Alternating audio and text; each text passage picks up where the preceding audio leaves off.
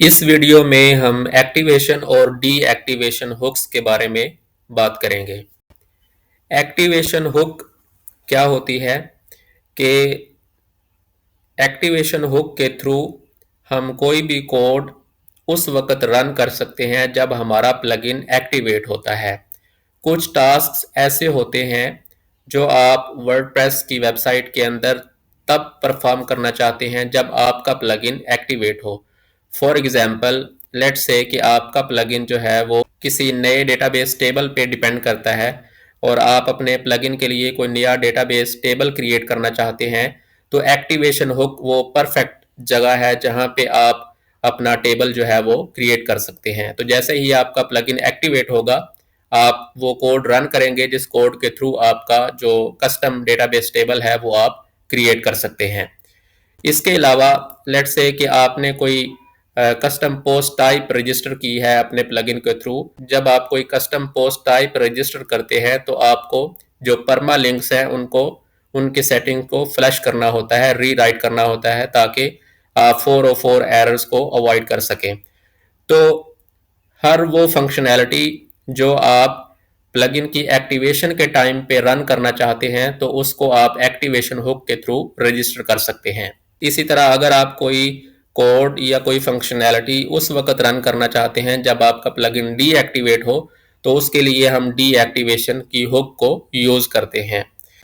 तो इसको हम एग्जाम्पल से देखते हैं। तो अभी हम एक्टिवेशन हुक की एक एग्जाम्पल लेते हैं। ये हमारे पास एक एग्जाम्पल कोड है, इसको हम कॉपी कर लेते हैं, कंट्रोल सी, और इसको हम अपने प्लगइन की जो मेन फाइल है उसमें ऐड कर देते हैं।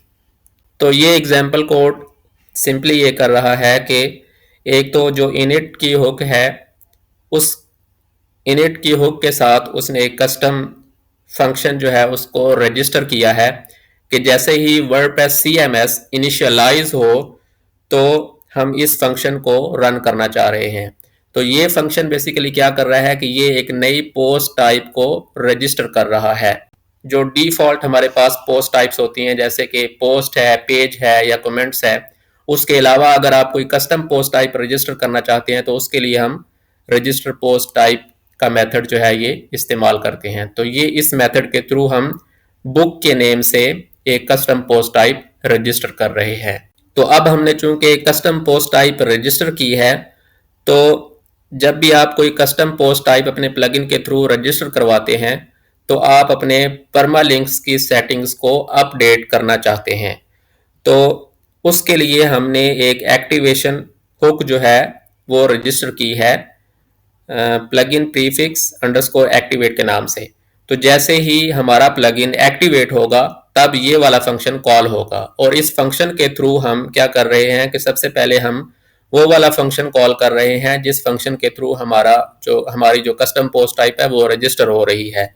और जैसे ही वो कस्टम पोस्ट टाइप रजिस्टर होती है उसके बाद हम जो रीराइट के रूल्स हैं, जो परमालिंक्स के रीराइट रूल्स हैं, उनको हम फ्लश कर रहे हैं ताकि ये अपडेट हो जाए और हमारी जो कस्टम पोस्ट टाइप है जब यूजर इसको विजिट करे तो 404 का एरर ना आए। अभी अगर आपको कस्टम पोस्ट टाइप की या रीराइट रूल्स क्या होते हैं इनकी अगर आपको समझ नहीं आई तो कोई बात नहीं, इसको हम बाद में डिटेल के अंदर डिस्कस करेंगे। अभी इस एग्जांपल के अंदर हमने जस्ट ये चीज सीखी है कि हम एक एक्टिवेशन हुक को किस तरह से रजिस्टर करते हैं। तो सिंपली इस एग्जांपल के अंदर हम ये एक्सप्लेन करना चाह रहे हैं कि अगर आप जब आपका प्लगइन एक्टिवेट हो उस टाइम पे अगर आप कोई फंक्शनैलिटी या कोड कोई रन करना चाह रहे हैं तो आप वो किस तरह से रन कर सकते हैं। इसी तरीके से हम एक डीएक्टिवेशन की हुक को रजिस्टर करते हैं एग्जाम्पल के तौर पे।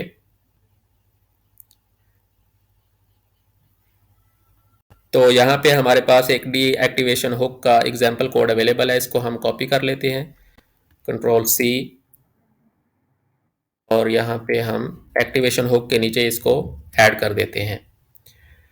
तो डीएक्टिवेशन हुक कब कॉल होती है कि जैसे ही हमारा प्लगइन डीएक्टिवेट होगा तो डीएक्टिवेशन हुक जो है ये कॉल होगी और ये वाला मेथड हमारा कॉल होगा। तो इसमें हम दो काम कर रहे हैं, एक तो जो हमने पोस्ट टाइप रजिस्टर करवाई थी जब हमारा प्लगइन एक्टिवेट हुआ था तो उस पोस्ट टाइप को हम अनरजिस्टर कर रहे हैं, ताकि जैसे ही हमारा प्लगइन डीएक्टिवेट हो तो जो कस्टम पोस्ट टाइप हमने रजिस्टर करवाई थी अब हम उसको अनरजिस्टर कर रहे हैं। और दूसरा, उस पोस्ट टाइप को अनरजिस्टर करने के बाद हम दोबारा से जो रीराइट रूल्स हैं या जो परमालिंक्स के रूल्स हैं उनको अपडेट कर रहे हैं। तो डीएक्टिवेशन हुक सिंपल अल्फाज में वो वाला कोड होता है जो तब रन होता है जब हमारा प्लगइन डीएक्टिवेट होता है।